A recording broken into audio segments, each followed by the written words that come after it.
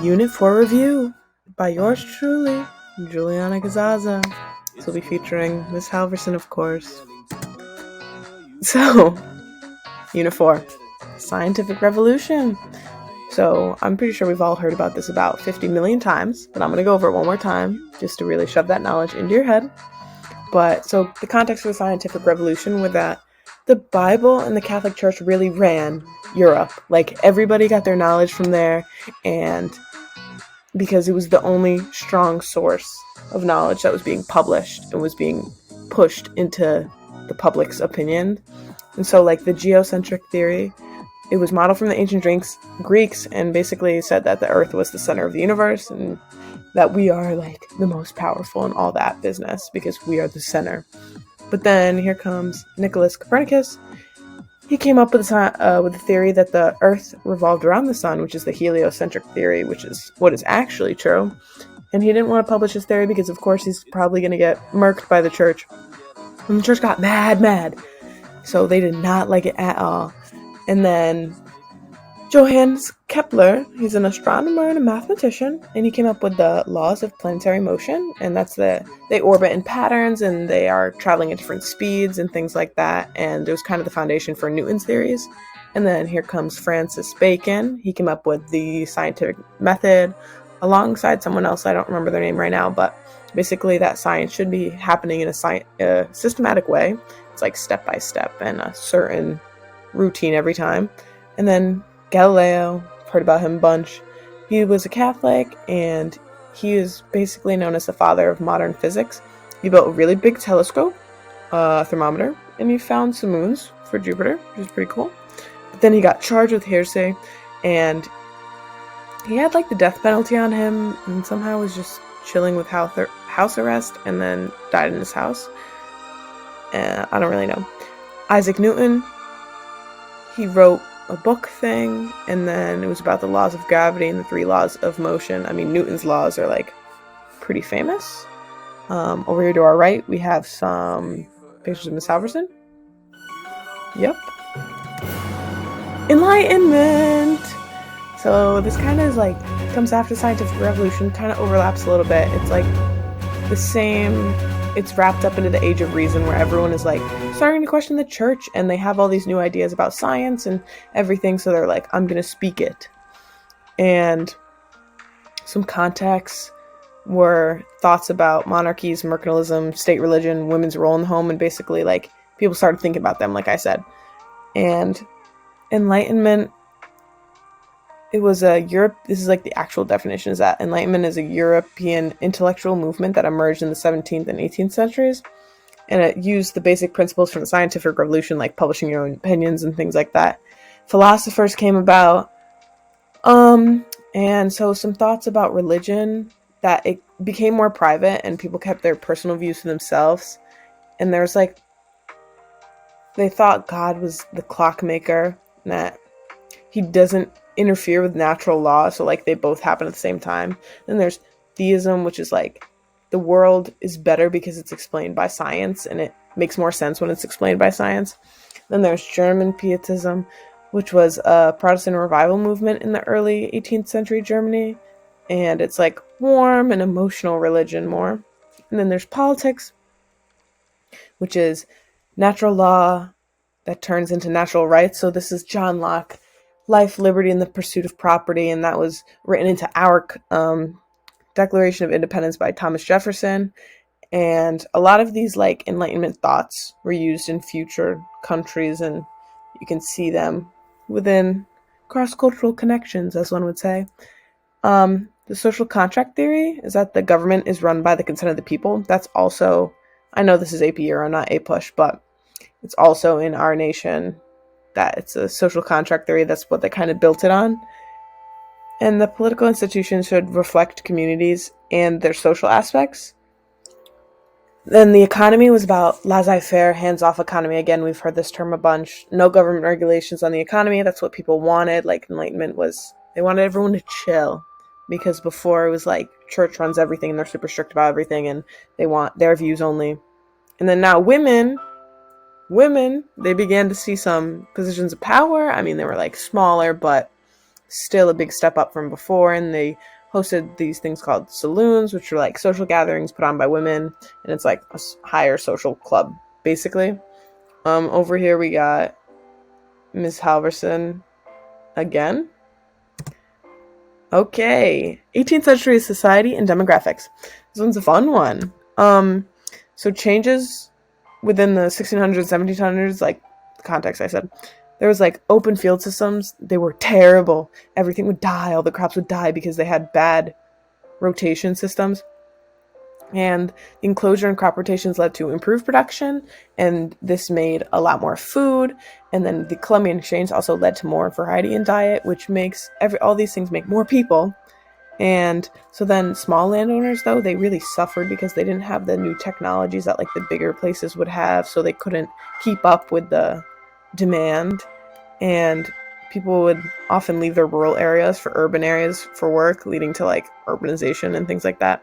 So the growth of cities in 1700s really started happening because of this, but they became really dangerous to live in because there was like crime, prostitution, and poverty, and jobs were starting to get scarce because everyone was trying to work. And then there's changes in family life. Before the ag revolution, there was like, if people got pregnant, they would get married right away. And a lot of people got married because of the economy and because of like their economic standings, and they didn't really do it for love. And the age of marriage was higher up because they would wait until there was like some sort of proposition and some good to getting married, like for financial reasons, like I said. But then after, the average age of marriage decreased because they could fall in love for love. They could get married for love because they didn't have to worry about as much on the economy because they were granted with more opportunities. And the population growth started like to limit a little bit because marriage wasn't something that they're rushed to have children to like make offspring so that they could work. It was more like calm, and they just wanted to have a family. And there was some negative change where that there was a lot of orphans left at the hospital because children were economic burdens. I mean, as we know, we're expensive. But then there's some positive, like there's more attention to caring for children. There's more schools put in place, which was good. And we also have Miss Halverson on the screen. This is the nice black and white screen. Okay. 18th century culture and art.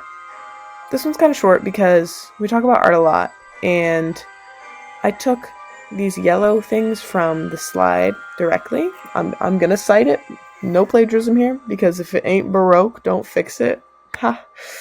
I'm so tired. So 18th century arts, there's printed materials became way more available. I mean, printing press, everything comes back to the printing press, and that really shaped like the public opinion because if things are more ready available, people can make new opinions and things like that. And like things like newspapers, periodicals, and books that really changed people's opinions because they never had access to this before, and now they do. And this increased challenges to social norms because now they had this information and they could make conclusions and be like, wait, why were we listening to the church all these years? And this gave power to the consumers because of the consumer revolution, and the middle class grew, and there was like a lot more leisurely activities, which spreads the Enlightenment because now people weren't so worried about working, and they were like calm and just talking, and they could talk about Enlightenment ideas. We got Miss Halverson with a monkey. This is probably my favorite photo of Miss Halverson ever. Okay. So Baroque art here. It was promoted by the Catholic Church, and it was high movement, high levels of detail, rich colors, and it's like awe, and you just want to feel like this magical feeling when you look at it and you're like, oh my goodness, the Catholic Church. And then we got Rococo, and this was like not really religious themes, and it was like royal power. Oh no, not royal power. And it was emphasis on private life and public good, and you see it's like all peaceful, and like she's just this lady. She's not like some random church figure, some like Greek person. She's just chilling on a swing. And then neoclassicism, I can't speak, response to Rococo. And it's like symmetry, Greek and Roman history, and it's all like you wanna be these guys. They're saving these people. It's crazy. Oh. I have to spin it. Okay. Now you're getting it. Oh, it's going slower. Monkey. Oh, I really went ham with this. It's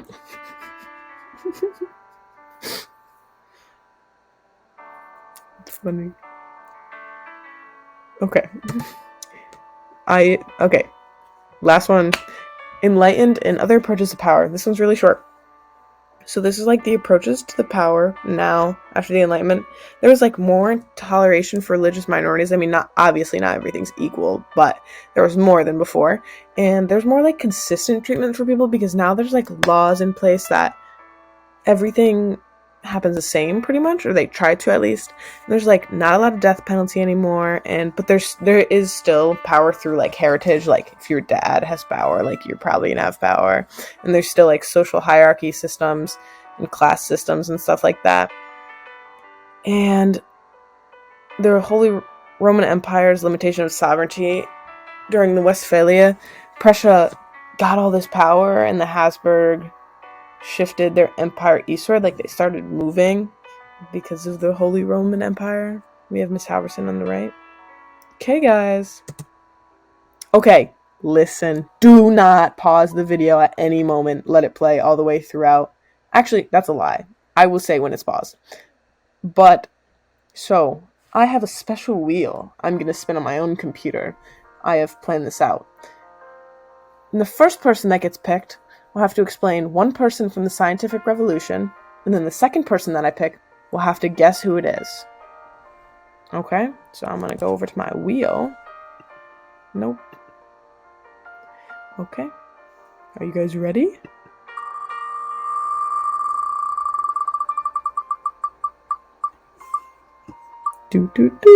Ooh, 13. Okay. Okay, so now we're gonna go. Ooh.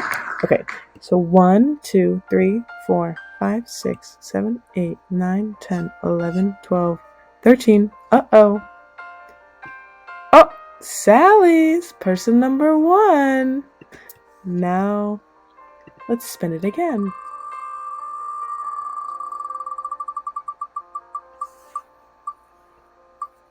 Ooh, 12. We're gonna go in a different direction. 1, 2, 3, 4, 5, 6, 7, 8, 9, 10, 11, 12. Uh-oh. Carol. So Sally explained to Carol one person from the scientific revolution. You may pause the video now. Okay. The next question. I will spin the wheel and return to this slide. This is just a question from College Board because I figured it might be good to refresh yourself on how they're written because they can write much more sophisticated than I can, and we need to practice to understand their writing too, so.